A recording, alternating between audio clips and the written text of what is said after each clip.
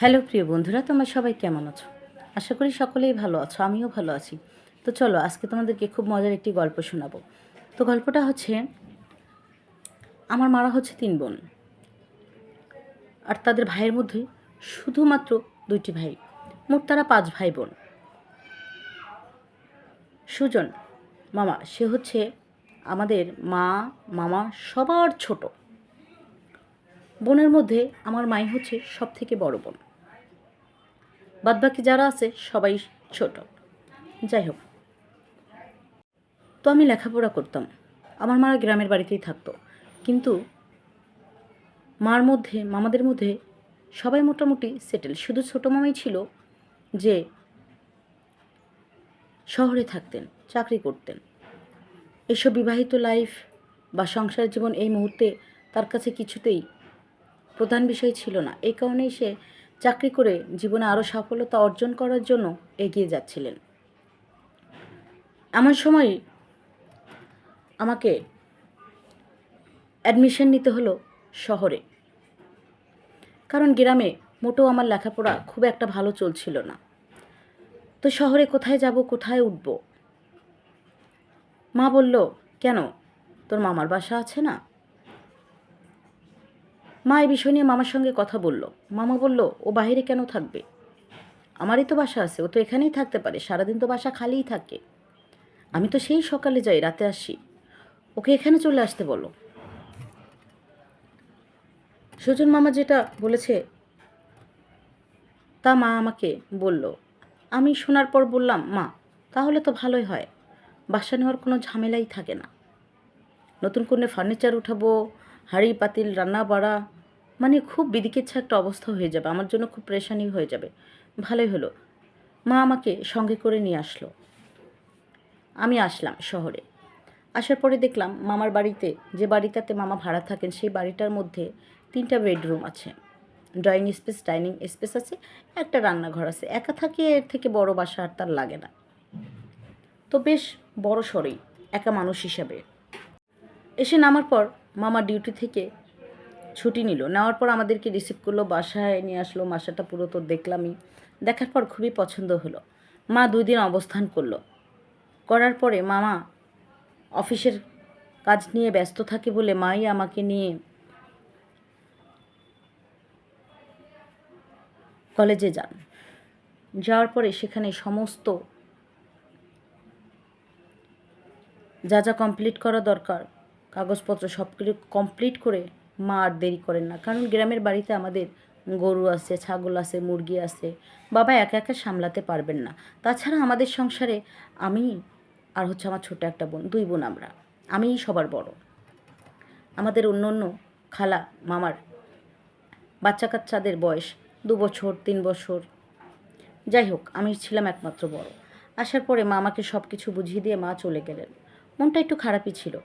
তো ভাবলাম মামার কাছেই তো আছি, নিজের মাটি ছেড়ে তো অন্য কোথাও যাইনি, এই ভেবে থেকে গেলাম। থাকার পরে আমিও সুন্দর কলেজে চলে যাই, মামাও অফিসে চলে যায়। এভাবেই খুব সুন্দর করে দিন কাটছিল আমাদের। তো মামার সঙ্গে আমি আগে থেকেই খুব ফ্রি ছিলাম। আমরা একসঙ্গে খাওয়া দাওয়া করতাম, একসঙ্গে ঘুরতে বেরোতাম, যে কোনো বিষয়ে একসঙ্গে আলোচনা করতাম। এভাবেই চলছিল সব কিছু। যাই হোক, আজকে আমাদের ছুটির দিন ছিল। মামা অফিসে যায়নি, আমিও কলেজে যাইনি, বাসায় আমরা সকাল সকাল নাস্তা করলাম, করে দুপুরে রান্নাটা কমপ্লিট করে দুজনেই গোসল করলাম। গোসল করার পরে আমরা সোফার উপরে বসে বসে মুভি দেখছিলাম। হ্যাঁ, আমি আর মামা অনেকটা ফ্রি থাকায় মামা আমি যে কোনো মুভিই দেখতাম, দেখে আমরা হাসাহাসি করতাম, সেটাকে নিয়ে এনজয় করতাম। যে এমন সময় আমাদের ডোরবেল বেজে ওঠে। আমি যে দরজাটা খুলে দিলাম, খুলতেই দেখি যে আধা বয়সী এক মহিলা। বললাম, কে আপনি? বললই তো, আপনাদের পাশেই আমি এসেছি, পরিচয় হওয়ার জন্য আসলাম। উনি বসলেন, ওনার সাথে কথাবার্তা বললাম। ওনার বাসায় ছোট ছোট 2টো বাচ্চা ছিল। এমন সময় ওনাকে ডাক দিলেন। কথাবার্তা বলতে উনি আমাদেরকে বলল, কি ব্যাপার, বাচ্চা কাচ্চা হয়নি বুঝি? আমি লজ্জা পেয়ে গেলাম। মামার দিকে তাকাতেই মামা মুচকি হেসে চোখটা নিচের দিকে করে আবারও টিভির দিকে তাকালো। তাকাতেই যখন সিকুয়েন্স চেঞ্জ হয়ে গেল, জোরে একটা সিন চলে আসলো, তখনই সে অন্য আরেকটা চ্যানেল দিয়ে দিল, যাতে করে সেই দৃশ্যটা সেই পাশের বাড়ির ভাবির চোখে না পড়ে। যাই হোক, ওনাকে ডাকাডাকি করছিল, উনি চলে গেল। যাওয়ার পরে আমরা দুপুরের খাওয়া দাওয়া করলাম। মামা তার রুমে শুতে চলে গেল, বললো আমি একটু রেস্ট নিই। তুই কী করবি, তুইও রেস্ট নে।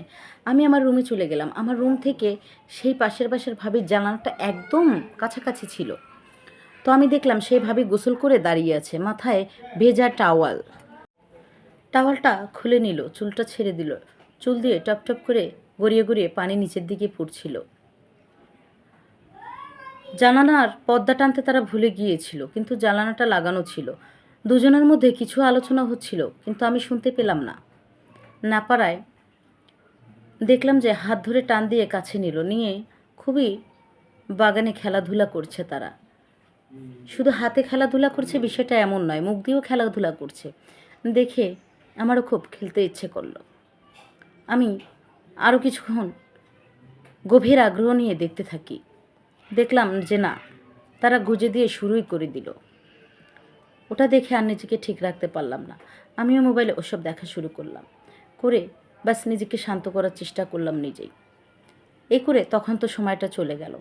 যাওয়ার পরে বিকাল হয়েছে, মামা উঠে গেছে। মামাকে কফি খেতে দিলাম। কফি খাওয়ার পরে এখন ঘরটা তো ঝাড় দেবো, বিছনা টিছনা ঝেড়ে সব কিছু ঠিক করব। বিছনাটা ঝাড়তে গিয়েই বালিশের নিচে একটি ছোট ছোট 3টি বই পাই। সবগুলোই ছিল ছোটি গল্পের বই। আমি পড়তে লাগলাম। পড়তে পড়তে আমার খুব ইচ্ছে করছে খেলার জন্য, কিন্তু কি করব। আমি তুরান্ত ঘর ঝাড়ু শেষ করে বাথরুমে চলে যাই, মোবাইল হাতে করে নিয়ে মোবাইল ওই সব দেখতে থাকি। দেখে দেখে আবারও নিজেকে শান্ত করলাম। রীতিমধ্যেই শহরে আসা আমার 1 সপ্তাহ পার হয়ে গেল। মামা বলল, তোকে তো শহরটা ঘুরিয়ে দেখানোই হলো না। আসলেই সময় পাচ্ছি না, জানিস তো। আমি বললাম, সময় বের করলেই সময় হয়। পরের দিন মামা ছুটি নিয়ে খুবই তাড়াতাড়ি চলে আসলো। 9টার সময় অফিসে গিয়েছিল, কিন্তু সে 11:30টার মধ্যেই বাসায় ফিরে আসে। বলল, ঝটপট করে রেডি হ, আমরা আজকে ঘুরতে যাব। আমিও সুন্দর মামার সঙ্গে ঘুরতে যাওয়ার জন্য বেরোয়ে পড়লাম। আমি পরেছিলাম একটি টপস আর একটা প্যান্ট। মামা মোটরসাইকেলে উঠে ঘুরবো, আমি খুবই আনন্দিত ছিলাম। তো 2টা পা 2 দিকে দিয়ে আমি বসলাম। মামা বলল, এভাবে কেন বসলি? মেয়েরা এভাবে বসে না, পা দুটো এক সাইডে দে। আমি বললাম, মামা আমি এভাবেই কমফর্ট ফিল করি, আমার এভাবে বসতে ভালো লাগে, ওভাবে বসলে আমার ভয় করে। তখন মামা আমাকে বলল, ঠিক আছে চ। আমরা প্রথমে একটা শপিং মলে গেলাম, যে সেখান থেকে 2টা টি শার্ট কিনলাম, কিনে চলে গেলাম পার্কে। খুবই নাম করা একটি পার্ক ছিল, আমরা সেখানে চলে গেলাম। যাওয়ার পরে সেখানে দেখলাম একদম রাজকীয় অবস্থা সব কিছু, সুইমিং পুল থেকে শুরু করে এমন কোনো জিনিস নাই সেখানে নেই। তো আমরা সেখানে যেয়ে প্রথমে একটা রুম বুক করলাম। করার পরে খুব সুন্দর করে চেঞ্জ করে নিলাম। আমি সেই সাদা টি শার্ট পরলাম, মামাও একটা টি শার্ট পরে নিলেন। সেই টি শার্ট পরে আমরা প্রথমে এরোপ্লেনে উঠলাম, উঠে বেশ কিছুটা আনন্দ করলাম। করার পরে আমরা ফুচকা খেলাম। খাওয়ার পরে আমরা আবারও ট্রেনে উঠলাম, উঠে অনেক আনন্দ করলাম। এবার হচ্ছে সুইমিংয়ের পালা, আমরা সুইমিং করব। তো সুইমিংয়ে চলে গেলাম। যাওয়ার পর আমি অনেক অনেক মজা করলাম। কিন্তু আমি ভুলে গিয়েছিলাম জোড়া টুপি পরার কথা। সাদা গেঞ্জি থাকায় সবটা যেন স্পষ্ট দেখা যাচ্ছিল। বারবার দেখছিলাম মামা একটু একটু করে তাকাচ্ছিল। মামার ওই চাউনি দেখে মামার প্রতি আমার মনে এসে গেল। মানে খুবই আমার খেলার ইচ্ছে করলো। তখন কি করব, একদিকে লজ্জা অন্যদিকে ভয়, তার উপরে মামা। কিছু তো করার নেই। যাকগে, আমরা প্রায় 1.5 ঘন্টা সুইমিংয়ের মধ্যে অনেক মজা করি। এই করে আমরা হচ্ছে আমাদের সেই রুমে চলে আসি। আসার পর মামা আমাকে বলল, এই ঠান্ডা লেগে যাবে তোর, তুই তাড়াতাড়ি চেঞ্জ করে নে। আমি দাঁড়িয়ে থাকি চুপচাপ। মামা আবারও বলে আমাকে, কি হলো, চেঞ্জ করবি না? আমি বললাম, হ্যাঁ অবশ্যই চেঞ্জ করব। মামা আমার দিকে অপলক দৃষ্টিতে চেয়ে থাকলো। আমি বললাম, কি দেখছো অমন করে? মামাকে বলছে, তোকেই দেখছি, তোকে দেখতে না খুব দারুণ লাগছে। কবে যে এত বড় হয়ে গেছিস বুঝতেই পারিনি। সত্যি তুই দেখতে অনেক সুন্দর, খুবই দারুণ। আমি বললাম, তাই? আমাকে তোমার খুবই ভালো লাগে। তোমাকে কিন্তু আমার খুব ভালো লাগে, তুমিও কিন্তু দেখতে সেই দারুণ। এই কথা বলতে মামা আমার খুব কাছে আসে। আমি মামাকে জাপটে ধরে বসি। আমি বললাম, ভালো যখন লাগেই তাহলে ভালো কিছু করো না। কথা বলতেই বলল, কি? আমি বললাম, হ্যাঁ, চুপি চুপি সবসময় তো সেই চটি গল্পের বই পড়ো, তাতে কি মজা আছে? ইনডাইরেক্টলি লিখ নাও, সেটাই তো ভালো হবে, তাই না? এই কথা শুনে সে তো একদম সোনায় সোহাগা। অমনি আমাকে জাপটে ধরে সেই ভেজা গেঞ্জিটি টেনে নিয়ে নিল। নেওয়ার পরে আমি তো এখন জন্মদিনের পোশাকে, আমি একজন আনম্যারিড মেয়ে, যেমনি দেখতে ফর্সা তেমনি হচ্ছে উঁচা লম্বা। হ্যাঁ, রূপে গুণে কোনো দিক দিয়ে আমার কোনো কমতি ছিল না। তারপরে উপরের বাগানে খেলা শুরু করে দিল। ফার্স্ট টাইম ছিল, অনেক অনেক দারুণ মজা করলাম আমি। হ্যাঁ, করার পরে অলরেডি আমরা ফাইনাল রাউন্ড শুরু করে দিয়েছি। হ্যাঁ, প্রথমে হালকা একটু সমস্যা হলো, তারপরে আর কোনো সমস্যা ছিল না। খুবই দারুণভাবে খেলা সফল হয়। তো আমরা বাহিরে ঘোরাঘুরি বাদ দিয়ে যে খেলাটায় মেতেছিলাম, সেই খেলাটা আমরা ওখানে 3 বার শেষ করি। করে খুবই মজা করে আমরা রাত 9:30টার দিকে বাড়ি ফিরে আসি। আসার পরে মামা আমাকে বলল, তোর মনে এত কিছুই যখন ছিল কেন আগে বললি না? আমি বললাম, তুমিও তো আমাকে কিছু বলোনি বা কোনো ইঙ্গিতে দাওনি। মামা আমাকে বলল, আসলে তোকে যে আমি পছন্দ করতাম না তা না, আসলে আমি পছন্দ করতাম কিন্তু বলতে পারতাম না। আমি বললাম, ওসব কথা এখন তুমি ছাড়ো, তোমার কেমন লেগেছে বলো। মামা বলল, খুবই দারুণ লেগেছে, জীবনে কখনো তো কিছু হয়নি, ফার্স্ট টাইম ছিল, জাস্ট অ্যামেজিং ছিল। আমি বললাম, আমারও তো। এভাবেই হচ্ছে আমি 1.5 বছর কাটিয়ে দিই। এখানে আমাকে আরও 3.5 বছর থাকতে হবে। তো প্রিয় বন্ধুরা, গল্প তোমাদের কেমন লাগলো অবশ্যই বলবে। যদি ভালো লাগে তাহলে অবশ্যই লাইক, কমেন্ট অ্যান্ড সাবস্ক্রাইব করে আমার পাশে থেকো।